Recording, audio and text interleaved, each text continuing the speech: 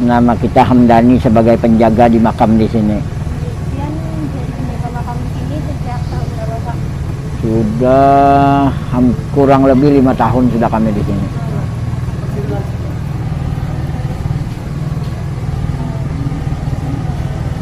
Kemudian Pak berapa?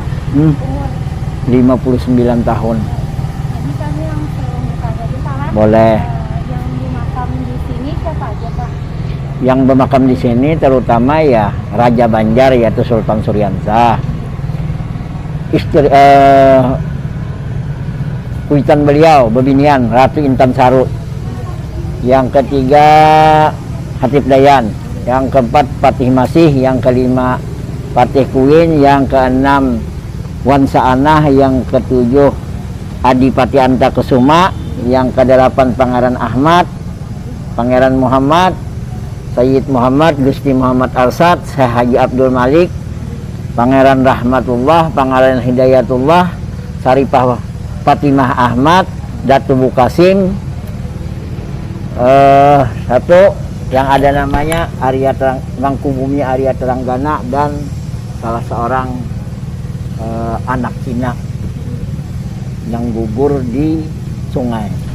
Di sungai mana Pak? Di Sungai Kuin ada yang, tapi dua versi, ada nama madahkan di Sungai Kuin, ada yang memadah di sungai sini, tapi kalau kita secara akal aja pribadi ya di sungai sebelah sananya. Kadang-kadang orang Cina nih setiap kali jarah sini hendak jarah pulang ke Pulau Kambang.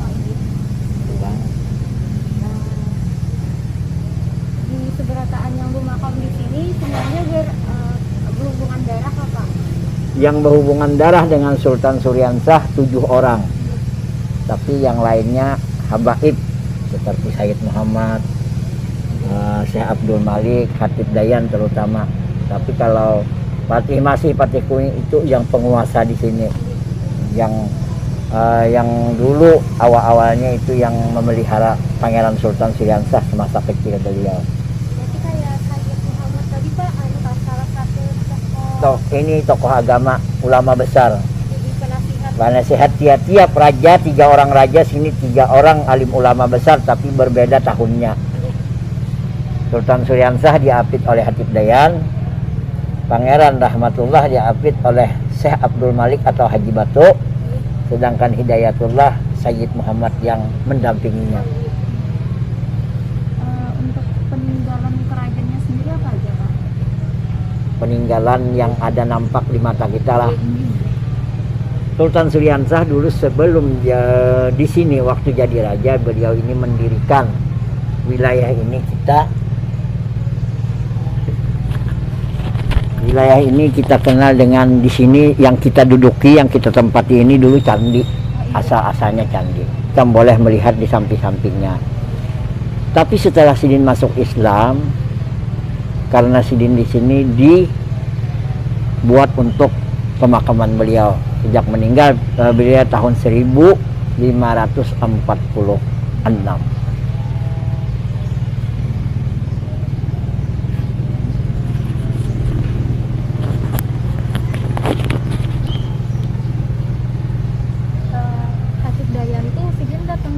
Hatip Dayan itu salah seorang ulama besar dari kerajaan Demak.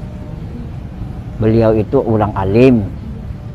Jadi Sultan Suryansah ini karena sejak dulu di sini jadi raja, awal-awal beliau jadi raja diserang oleh paman beliau, yaitu antara Mangkubumi lawan Temanggung, kalah Sidin di sini jadi raja. Setelah itu mengungsi ke daerah Pulau Jawa. Jadi ketemu kerajaan Demak. Nah, jadi Syekh Hatip Dayan itu adalah salah seorang ulama besar dari kerajaan Demak, keturunan Sunan Gunung Jati. Selama Sultan Suryansah mulai dari awal Sidin menjadi raja, itu apa aja pencapaian Sidin? Sidin dulu jadi raja kan, Sidin dulu awal-awal jadi raja itu Sidin ini beragama Hindu. Setelah diserang oleh paman beliau, kalah beliau mengungsi ke Jawa. Setelah mengungsi ke Jawa, Sidin ketemu kerajaan Demak tadi. Nah di situ Sidin bertahan selama ada yang memadahkan 2 bulan, ada yang memadahkan 3 bulan, ada yang memadahkan sebulan. Allah alam, kita kada tahu. Yang penting Sidin di sana selama, kalau versi di sini 3 bulan Sidin bertahan di sana. Setelah itu Sidin ujar orang sana, ujar kerajaan Demak, bisa aja kami membantu kerajaan di sini dengan catatan ikam harus satu akidah dengan kita, ya kasarnya ikam harus masuk Islam, baru aku membantu. Nah setelah setelah ikam masuk Islam, aku membantu karena kita berikan ke Banjar sini untuk membantu kerajaan diambil kembali. Tapi yang dulu ini kerajaan ini ditinggalkan Sidin, memarina Sidin juga nang mano nih, nang menguasai. Setelah Sidin datang ke sini, direbut kembali oleh Hatip Dayan bersama-sama Hatip Dayan. Ternyata Hatip Dayan ini dengan kegigihan beliau, dengan dikjayaan beliau, kesaktian Sidin, kawa menyatukan antara Mamarina dengan Kemanakan. Jadi Tumenggung lawan Mangkubumi itu Mamarina Sidin, Sultan Suryahansa ini anak Kemanakan. Jadi alhamdulillah dengan ilmu beliau kawa menyatukan, tidak ada pertumpahan darah. Setelah itu memimpin kembali kerajaan di sini Sultan Suryahansa. Jadi Sultan Suryahansa memimpin kembali untuk lebih kuatnya pulang. Hatip Dayan ini kada dibaliakan Sidin Bulik. Di sini aja pian kasarnya membantu ulun. Jadi Sidin di sini hanya sekedar membawa ajaran Islam ke seluruh Kalimantan. Kalimantan dulu satu, sebelum merdeka kan satu Borneo. Nah, jadi setelah merdeka hanya dipecah-pecah, datang ke Semarang. Tapi waktu beliau jadi raja, seluruh Kalimantan Sidin untuk menyebarkan agama Islam. Agama Islam aja yang Sidin sebarkan, bukannya apa-apa. Makanya dulu di Kalimantan Selatan ini kada ada sama sekali basis-basis agama lain. Jadi orang Banjar kasarnya rajanya aja orang Islam, kita harus mendukung agama Islam sekalian. Kan Bapak, kami kan juga ditaruh sama ke Pangeran Hairul Salam, Pak. Nah, jadi gini lah masalah di sini nih. Dulu kan dulu asal kerajaan ini kan di Margasari. Itu di Margasari, ada Candi Margasari juga. Setelah itu candi itu dipindahkan ke Amuntai. Ke Amuntai itu rajanya yang bernama dahulu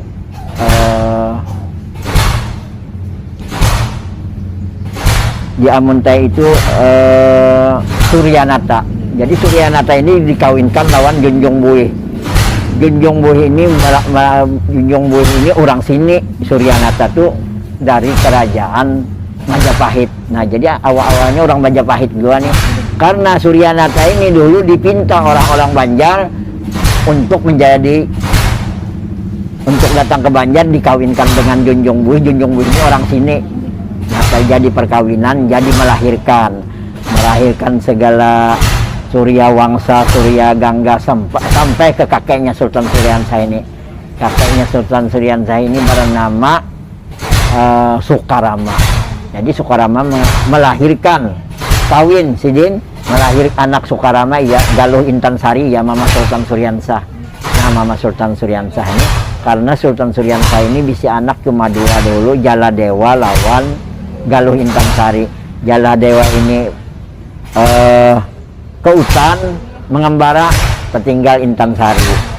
Jadi ujar kita Sukarama dahulu, karena apabila lahir cucuku inilah yang bakal menggantikan aku sebagai raja. Itu di negara Dahasen. Nah jadi tahu Mangkubumi lan Tumenggung ini bahwa hendak dijadikan raja Sultan Suryahansa ini nih. Kisahnya hendak jadi raja, lalu berpikir si Tumenggung lawan si Mangkubumi ini kayak itu kita bunuh aja nah sejak bayi ini. Tapi karena umat beliau Ratu Intan Sari ini mengetahui bahwa hendak dibunuh, ya dibawa ke Banjar sini, digaduhkan, dipelihara di Patih Mohor sana, ada di Anjir. Di Anjir itu ada namanya Patih Mohor, antara Patih Mohor lawan Belandean. Di situ Sidin ditempa ilmu 4 patih yang menjaga Sidin. Patih Masih, Patih Kuin, Patih Mohor, Patih Balit. Nah, 4 itu Pang yang menjaga Sidin sampai Sidin berumur 15 tahun dijadikan raja di sini. Sudah Sidin raja, ya nang diserang Mamarina tadi. Jadi kalah Sidin ya berangkat ke Jawa nih. Terus kayak mitos-mitos Junjung Bu itu kayak apa? Karena menjadi mitos-mitos yang berhubungan dengan Putri Junjung Bu. Karena kan Suryanata dikawinkan dengan Putri Junjung Buih. Jadi Suryanata itu kan dikawinkan dengan Putri Junjung Buih. Nah, jadi Putri Junjung Buih ini ya bukan Sidin berdiam di Buih, tapi kan orang sini Babinian juga. Tapi Sidin kan ngarannya Putri ini kan orangnya ya dengan kecantikannya, dengan kelembutannya. Nah, ya dikawinkan melawan Suryanata tadi. Nah, itu Pang Junjung Buih. Jadi banyak menurunkan anak buah sampai jadi raja saminyaan anak Sidin tuh. Itu cerita sebelum Ada hubungan lawan bangsa jin gitu apa? Kayak orang gaib gitu kan. Kada Pang. Kalau kita mah dari versi sini Junjung Buih itu orang biasa aja. Cuma kan karena istilahnya mungkin juga ada hubungan yang dengan nanggai-gai itu. Tapi kalau kita untuk versi di sini Junjung Buih kawin dengan Suryanata melahirkan sampai ke Sultan Suryanata. Jadi juriatnya dari Suryanata Junjung Buih sampai setelah itu sampai Hairul Saleh itu kan itu di Martapura. Ini untuk di sini 3 orang pangeran aja. Martapura itu ada Sultan Adam kan. Nah, jadi setelah itu Sultan Suryansah melahirkan Rahmatullah, melahirkan Hidayatullah melahirkan Musta'im Billah. Sejak Musta'im Billah jadi raja di sini, itu Belanda datang. Ya, ngarannya Belanda nih jahat orang Belanda kan kita mengerti aja ya, kalau dengan cara apapun ya hendak mematahkan. Akhirnya Musta'im Billah ini kalah, istana di sini dibakar. Karena istana kita ini kan terbuat dari kayu aja dulu. Dibakar, akhirnya Musta'im Billah ini mengungsi ke, dulu kita kenal Kayu Tangi, sekarang ini Martapura. Dulu Kayu Tangi ngarannya Martapura, ini sekarang di Martapura. Nah, di situ Musta'im Billah membentuk kekuatan di Martapura. Orang Belanda segala macam datang ke sana untuk menggempurnya, tapi tahan di sana. Nah, Musta'im Billah pulang banyak melahirkan kalau kada salah sampai ke Sultan Adam. Sultan Adam kan ada kuburnya di Sungai Jingah. Sampai ke Sultan Adam. Setelah Sultan Adam itu habis sudah pangeran kada ada lagi.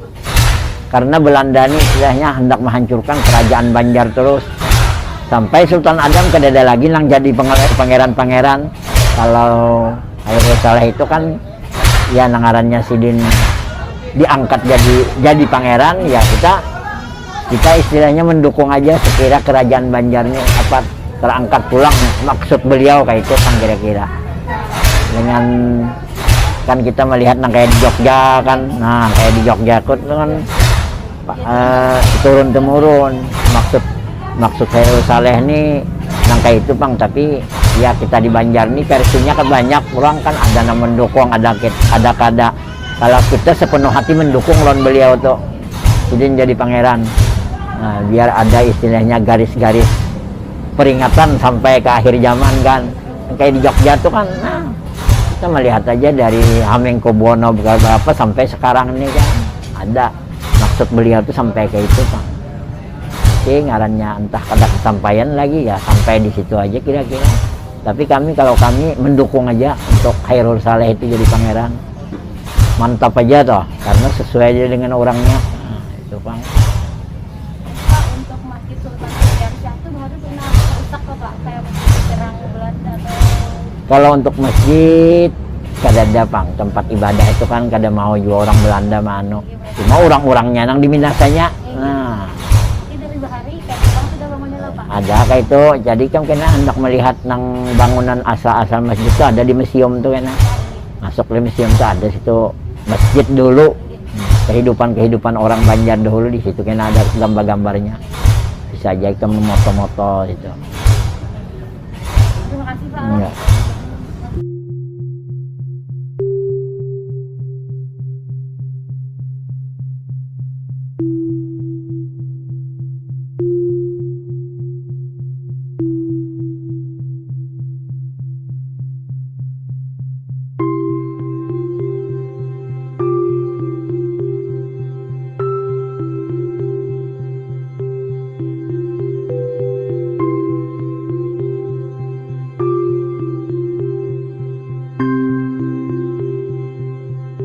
Framelands Audio Visual.